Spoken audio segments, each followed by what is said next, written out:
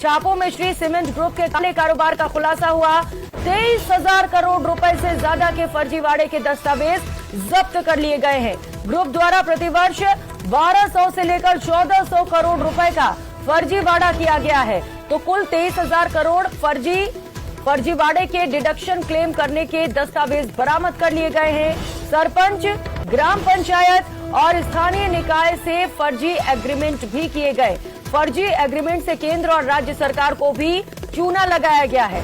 Shri cement के फर्जीवाड़े से जुड़े एग्रीमेंट आयकर ने जब्त कर लिए हैं और श्री सीमेंट ग्रुप पर आयकर विभाग का छापा अभी भी लगातार जारी है। अलग अलग ठिकानों पर आयकर विभाग के जो अफसर है वो तैनात है। अभी भी लगातार जांच पड़ताल की जा रही है। श्री सीमेंट प्रबंधन में आयकर छापों से हड़कंप मचा हुआ है। छापों के बाद से ही ग्रुप संचालक जो है वो फरार है।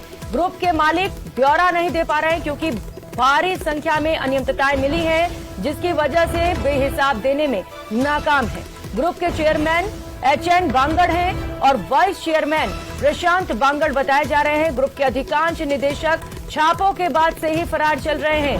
ग्रुप के वाइस प्रेसिडेंट अरविंद खिंचा भी फरार हैं। Managing director Neeraj Akhouri, director Nitin Desai, director Shrikant Somani और CFO सुभाष जाजू भी फरार चल रहे हैं। सहयोगी राकेश हमारे साथ जुड़ चुके हैं। राकेश, अब तक की सबसे बड़ी कार्रवाई आयकर विभाग की ओर से और बताया जा रहा है कि बड़े पैमाने पर अनियमितताओं का खुलासा हुआ है। अब तक क्या कुछ अपडेट मिल पा रहा है? बिल्कुल, देखिए मनु, जिस तरीके से हमारे आयकर सूत्रों से बात हुई है, उनका साफ कहना है कि संभवतः देश में सबसे बड़ा कॉर्पोरेट जो है एक फर्जीवाड़ा है। करीब 23,000 करोड़ के फर्जीवाड़े के दस्तावेज आयकर विभाग के हाथ लग चुके हैं। क्योंकि जो श्री सीमेंट ग्रुप है ये 13 साल से सिर्फ IT एक्ट में कोई जो टैक्स जो है नहीं भर रहा था और जो मिनिमम अल्टरनेट टैक्स है मैट जिसको कहते हैं वो भर रहा था। और जो जिस तरीके से सीमेंट के कारोबार से इन्होंने कमाई की, इस कमाई को इन्होंने बहुत सारे फर्जी एग्रीमेंट किए हैं और हर साल ये एग्रीमेंट 1200 करोड़ रुपए से लेकर 3 से 4 हजार करोड़ रुपए तक के दस्तावेज आयकर विभाग को मिले हैं। और जो एग्रीमेंट हुए हैं वो जो लोकल अथॉरिटी है, चाहे वो पंचायत हो, सरपंच हो या फिर निकाय हो, उनके साथ ये एग्रीमेंट बनाए गए हैं।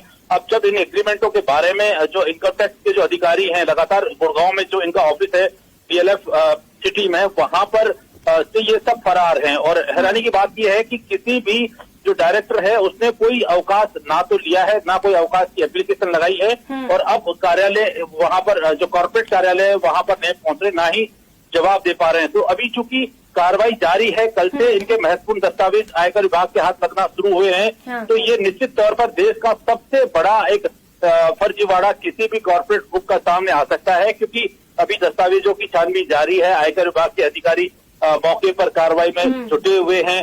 और जिस तरीके से जो कारोबार किया गया है उससे ना सिर्फ केंद्र सरकार की एजेंसियां हैं उनको टैक्सेशन में चूना लगाया गया, बल्कि राज्य सरकार को भी ये जो फर्जी एग्रीमेंट है और जो जिस तरह की खरीद फरोख्त हुई है, बहुत बड़े पैमाने पर राजस्व का नुकसान राज्य सरकार को किया गया है।